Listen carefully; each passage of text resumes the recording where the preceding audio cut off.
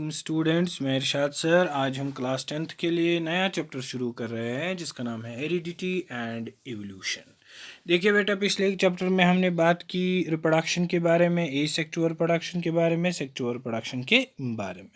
लेकिन इस चैप्टर में जो है हम बात करेंगे हेरिडिटी के बारे में, वेरिएशंस के बारे में, accumulation of variations during reproduction, sex determination, origin of life, evolution और स्पेसिएशंस। ठीक है बेटा।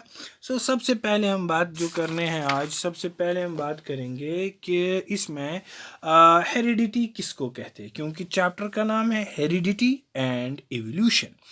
हेरिडिटी किसको हम कहते हैं बेटा? अगर आपको पता है, हर एक इंडिविजुअल, चाहे वो बर्ड हो, एनिमल हो या ह्यूमन हो, वो सेम इंडिविजुअल्स प्रोड्यूस करते हैं, यानी अपने जैसे करते हैं बाय प्रोसेस ऑफ रिप्रोडक्शन। यानी जैसे मैंने पिछले चैप्टर में भी देखा, बिल्ली को बिल्ली जैसा बच्चा पैदा होगा, कुत्ता हो कुत्ता जैसा पैदा होगा, इंसानों को इंसान जैसा बच्चा पैदा होता है।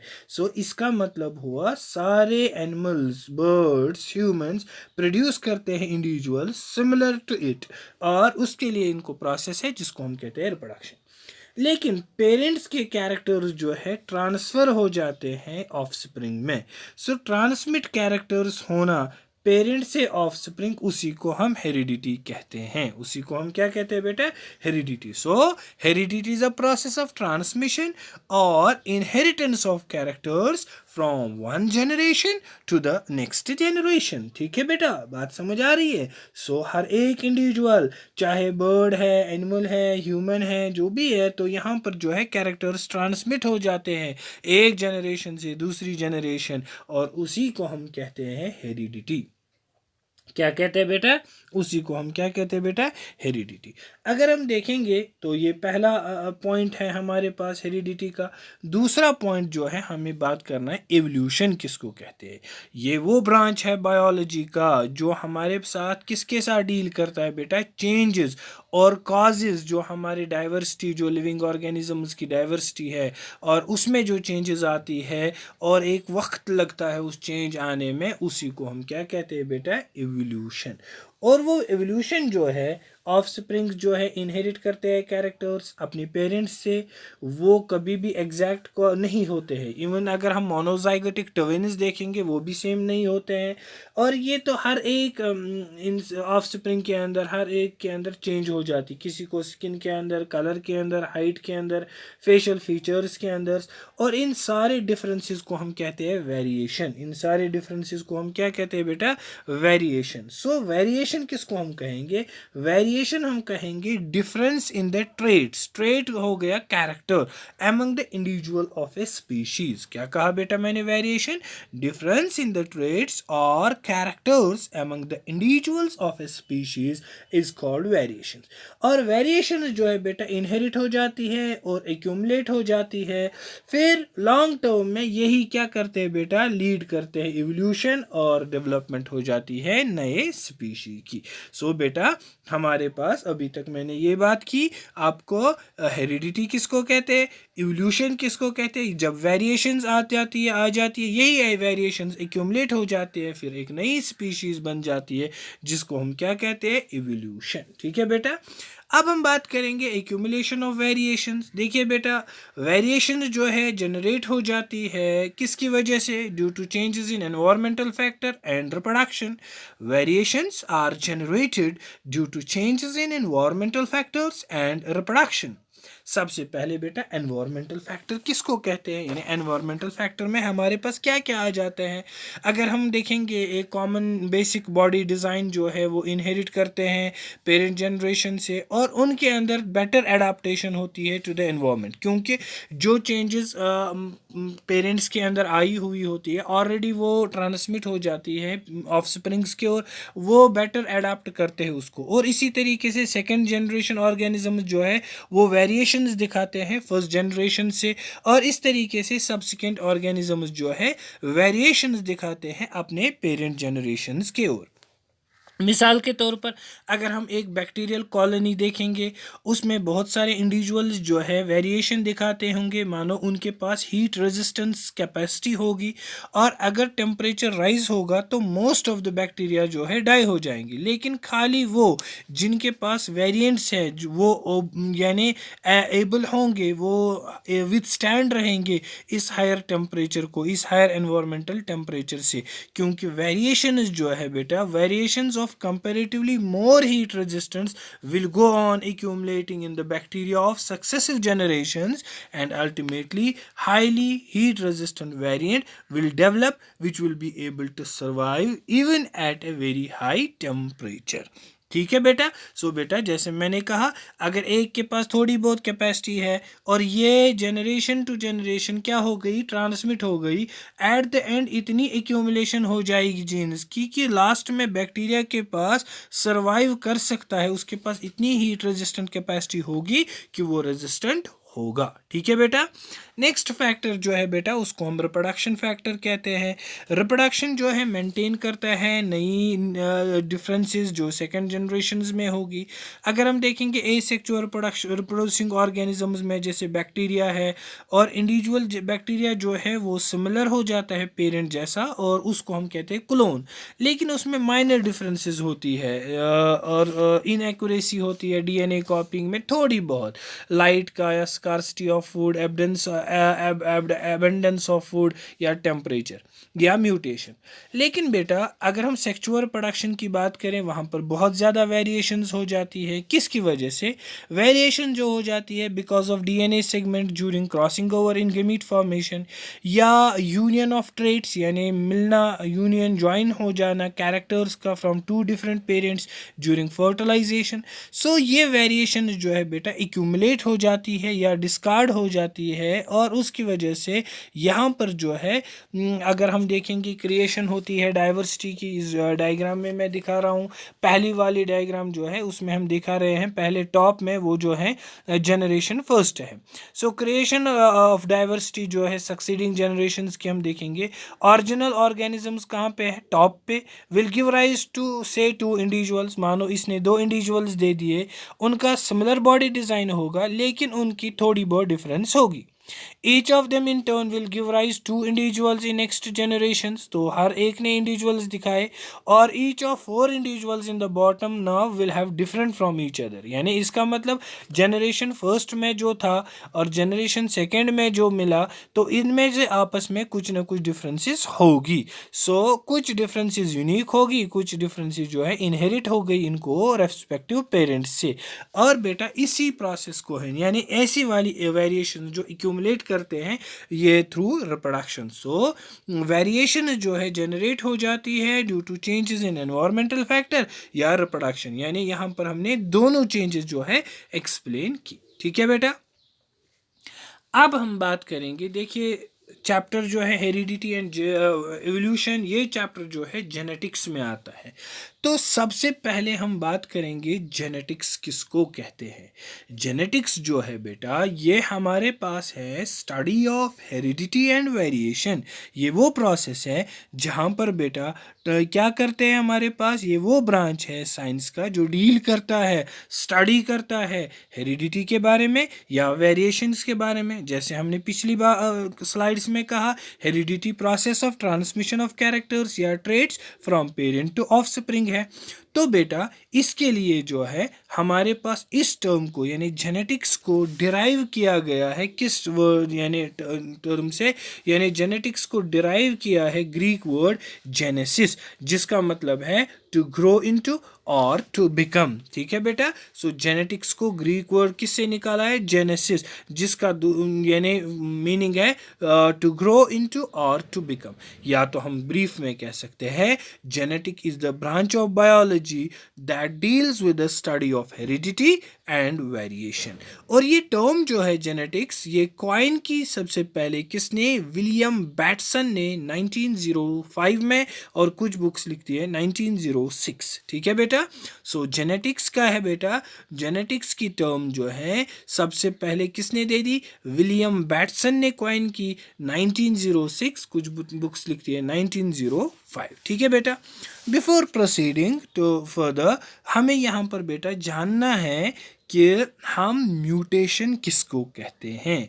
म्यूटेशन जो है बेटा एक सडन रैंडम चेंज होती है जेनेटिक मटेरियल जो सेल का होता है, उसकी वजह से ऑल्ट्रेशन होती है अपीयरेंस या बिहेवियर में, यानी फिनोटाइप में, यानी चेंज हो जाती है, नॉर्मल टाइप से चेंजेस आती है, और ये चेंजेस जो है हेरिटेबल है, यानी ये ट्रांसमिट हो सकती है नेक्स्ट जनरेशन के ओर। ठीक है बेटा, और यहाँ पर जो है बेटा अगर हमने देखा ये ऑर्गेनिजम्स जो है बेटा हेरिटेबल है, और ये ऑर्गेनिजम्स अफेक्ट करता है म्यूटेशन से, specially one with visible effects, और उसको हम कहते हैं म्यूटेंट। मानो सोमैटिक म्यूटेशन जो है अफेक्ट करती है नॉन रिप्रोडक्टिव सेल्स को, और इसीलिए रिस्ट्रिक्ट होती है to the tissue of a single organism. लेकिन जर्म लाइन म्यूटेशन जो है बेटा which occurs in the reproductive cells और देयर प्रिकर्सर्स, वो ट्रांसमिट हो जाती है ऑर्गेनिजम्स के ओर, और एबनॉर्मल डेवलपमेंट्स कॉज करते हैं। So mutations occurs naturally at low rate, उसको जो है बेटा उसको हम कहते हैं नेचुरल म्यूटेशन, स्पॉन्टेनियस म्यूटेशन, यानी वो नेचुरली कम हो जाती है। लेकिन इस म्यूटेशन को अगर हम इंड्यूस करना चाहते हैं, उसको हम इंड्यूस्ड म्यूटेशन कहते हैं, उसको हम इंड्यूस करते हैं by radiations and by chemicals, उनको हम कहते हैं म्यूटाजेंस। क्या कहते हैं बेटा? म्यूटाजेंस। और यही म्यूटेशन जो है ज़रूरी है, एसेंशियल है इवोल्यूशन के लिए, और यही हमारे पास अल्टीमेट सोर्स है किसका बेटा? जेनेटिक वेरिएशंस का। और म्यूटेशन जो है ये किसने दे दी? ये ह्यूगो डिवेरीज ने दे दी बेटा। तो बेटा हमारे पास अभी तक हमने देखा हेरिडिटी किसको कहते हैं, इवोल्यूशन किसको कहते हैं, जेनेटिक्स किसको कहते हैं, ये हमने देखा। अब बेटा जेनेटिक्स में प्रॉपरली आने से पहले, यानी ट्रेड्स के बारे में डिस्कस करने से पहले, हमें जानना है बेटा ग्रेगर जॉन मेंडल कौन था। बेटा कौन? बेटा ग्रेगर जॉन मेंडल कौन है? सो बेटा अगर हम देखेंगे ग्रेगर जॉन मेंडल जो है ये फादर ऑफ जेनेटिक्स है। क्या है बेटा? Father of genetics. And queen of genetics जो है उसको कहते हैं drosophila. Drosophila is considered as a queen of genetics. Gregor John Mendel जो है ये बेटा पैदा हो गया कहाँ पे? Born in a peasant family, Moravia में। गुर्बत की वजह से ये मॉन्क बन गया 1843 में, और बाद में 1847 में ये जो है हेड बना गया, यानी अबॉट बनाया गया किसका? ऑगस्टेनियन मॉनेस्ट्री जो सेंट थॉमसन एट ब्रून में यानी ऑस्ट्रिया में था। ठीक है बेटा, और वहाँ से जो है ये 1851 में यूनिवर्सिटी ऑफ वेना चला गया, जहाँ पर इसने नेचुरल हिस्ट्री के बारे में पढ़ा और मैथमेटिक्स पढ़ा 2 साल, और उसके बाद ये बन गया, यानी इसकी इंटरेस्ट बढ़ गई, इसकी इंटरेस्ट आ गई, ये इंटरेस्टेड रह गया किस में बेटा? प्रोसेस ऑफ हाइब्रिडाइजेशन में। मेंडल वापस आ गया मॉनेस्ट्री 1853 में और काम करने लगा एज ए टीचर स्कूल में, और फ्रॉम 1856 टू 1865 मेंडल ने बहुत सारे एक्सपेरिमेंट किए, ब्रीडिंग एक्सपेरिमेंट किए गार्डन पी पे, यानी जिसको हम कहते हैं पाइसम स्टाइवर्म, और गार्डन यानी जो मॉनेस्ट्री का गार्डन था उसके अंदर। फिर उसने जो वहाँ पर देखा और उस फाइंडिंग्स को पब्लिश किया 1866 में, और जो एनुअल प्रोसीडिंग्स आती थी नेचुरल हिस्ट्री सोसाइटी ऑफ ब्रून, और इसकी फाइंडिंग्स जो है अननोन रही जब तक इनको फिर से रीडिस्कवर किया गया 3 बायोलॉजिस्ट्स ने, ह्यूगो डिवेरीज जो नीदरलैंड के थे, कार्ल कॉरेंस और जर्मनी के, और एरिक वॉन टेस्मार्क जो ऑस्ट्रेलिया के थे, यानी ऑस्ट्रिया के। इन्होंने इंडिपेंडेंटली 1900 में इसका काम किया, और जो फॉरगॉटन काम था मेंडल का उसको रीपब्लिश किया गया 1900 में। और इनकी फाइंडिंग्स जो मेंडल ने फाइंडिंग्स बताई गई थी, यानी on the basis of genetics, और उस बेसिस पे इसको क्रेडिट मिला और इन्हीं को नाम दे दिया फादर ऑफ जेनेटिक्स। बेटा समझ आ रहा है बात? तो इस तरीके से अगर हम देखेंगे कैरेक्टर्स जो हम देखते हैं इंडिविजुअल के अंदर, वो तो या हाइट हो सकता है या फेशियल फीचर्स हो सकते हैं, कोई काला होता है, कोई गोरा होता है, कोई मोटा होता है, तो इनको हम ट्रेट्स कहते हैं। और ये ट्रेट्स जो है 2 तरीके ट्रेट्स होते हैं। एक ट्रेट जो है बेटा इसको हम इनहेरिटेड ट्रेट कहते हैं, और दूसरी ट्रेट जो है उसको हम क्या कहते हैं बेटा? हमारे पास दूसरा एक्वायर्ड ट्रेट होती है। इनहेरिटेड ट्रेड्स क्या है बेटा? ये वो ट्रेड्स है जो ट्रांसमिट हो जाती है वन जनरेशन से दूसरी जनरेशन तक, उसको हम इनहेरिटेड ट्रेड्स कहते हैं।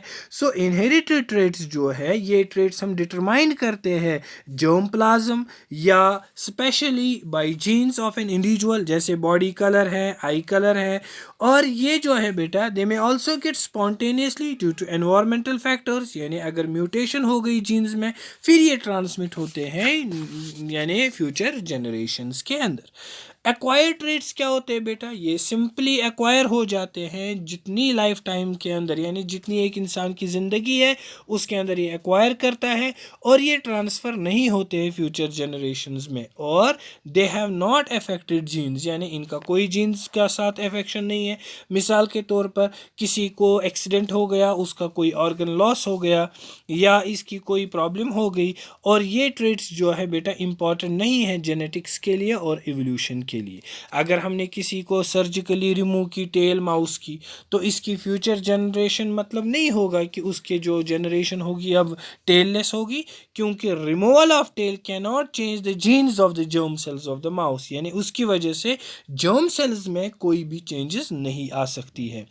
तो बेटा अगर आप क्लास में भी जब आप जाओगे क्लास में आप ये स्टडी करोगे, आप वेरिएशन देखोगे ईयर लोब्स के लिए, आप अपने क्लासमेट्स के लिए, किसी को जो है बेटा आप काउंट करोगे नंबर, किन का फ्यूज्ड एयर लोब है, किन का फ्री एयर लोब है। यानी बेटा हमारे पास अगर एयर लोब्स जो है fused ear lobes have either one or both parents fused ear lobe, यानी या तो उनके पेरेंट्स को दोनों पेरेंट्स फ्यूज्ड एयर लोब वाले होंगे तो वो बच्चा भी वैसा ही होगा, नहीं तो उनको एक पेरेंट को फ्यूज्ड एयर लोब होगा। या तो बेटा मेजॉरिटी जो देखेंगे हम ये क्या है बेटा, या फ्री एयर लोब्स होते है। ठीक है बेटा। सो बेटा नेक्स्ट क्लास में इंशाल्लाह हम बात करेंगे रूल्स ऑफ इनहेरिटेंस की, यानी मेंडल का क्या कंट्रीब्यूशन रहा, उसने गार्डन पी को क्यों सिलेक्ट किया, क्या मेन कितने कैरेक्टर्स, वो 7 कैरेक्टर्स क्या थे जो मेंडल ने यूज़ किए। सो आज के क्लास में बेटा मैंने आपको डिस्कस किया खाली हमने हेरिडिटी के बारे में कहा, इवोल्यूशन के बारे में कहा और वेरिएशंस के बारे में कहा, और हमने एक्यूमुलेशन ऑफ वेरिएशंस किन से होती है, एनवायरमेंटल फैक्टर से या रिप्रोडक्शन से, या बेटा हमने देखा जेनेटिक्स किसको कहते हैं, और हमने देखा म्यूटेशन किसको कहते हैं, और जेनेटिक्स में ग्रिगर जॉन मेंडल जो था फादर ऑफ जेनेटिक्स वो कैसा, और क्वीन ऑफ जेनेटिक्स जो है ड्रासोफिला को हम कहते हैं, यानी फ्रूट फ्लाई को हम क्वीन ऑफ जेनेटिक्स कहते हैं। सो उसमें हमने देखे कैरेक्टर्स को, इनहेरिटेड ट्रेड्स किन को कहते हैं, एक्वायर्ड ट्रेड्स किन को कहते हैं। सो इंशाल्लाह नेक्स्ट क्लास में रूल्स ऑफ इनहेरिटेंस की बात होगी। टिल देन अस्सलाम।